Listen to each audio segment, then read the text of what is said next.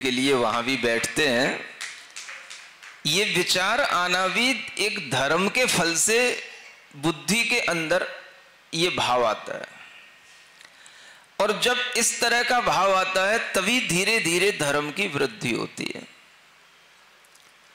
तो धर्म की वृद्धि कितनी अधिक हो सकती है, इसका जो एक्सट्रीम लेवल है वो हमें यहां भगवान के अभ्युदय से दिखाई देता है। आचार्य कहते हैं शिवासु पूज्यो विधेयक क्रियासु। शिवा माने शिव माने कल्याणकारी, मोक्ष के लिए उपयोगी जो अभ्युदय की क्रियाएं हैं उनसे हे भगवान आप पूज्य हैं, यानी पंच कल्याणकों की आप पूजा को प्राप्त हैं।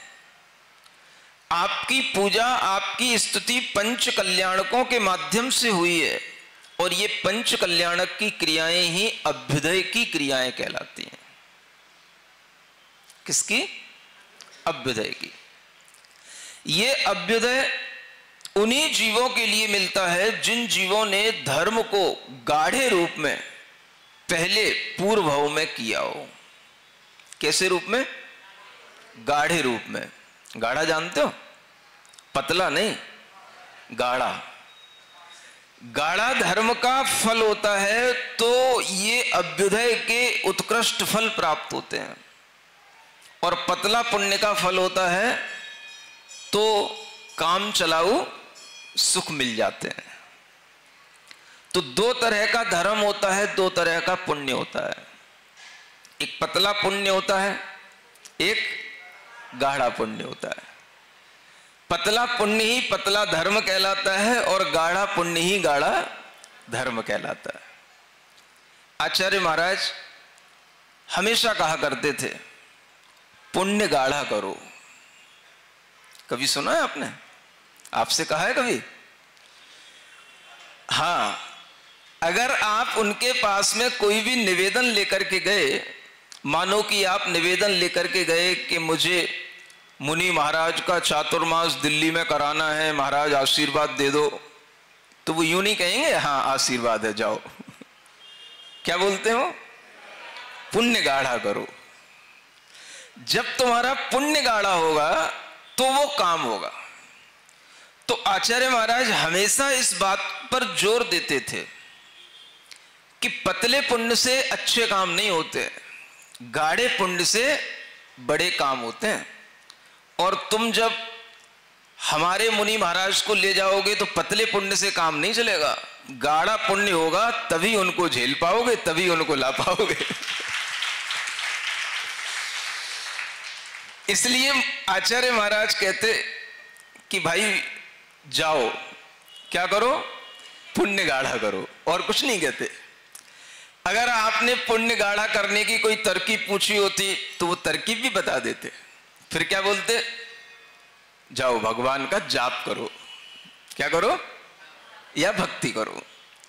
पुण्य को गाढ़ा करने का सबसे अच्छा तरीका यही होता है कि हम भगवान जो तीर्थंकर हुए हैं, जिनका पुण्य ऑलरेडी गाढ़ा है, और जो गाढ़े पुण्य के ही फल से तीर्थंकर बनते हैं, अगर हम ऐसे तीर्थंकरों की पूजा करते हैं तो हमारा पुण्य भी अपने आप गाढ़ा हो जाता है। नहीं समझ आया? सीधा सा लॉजिक है।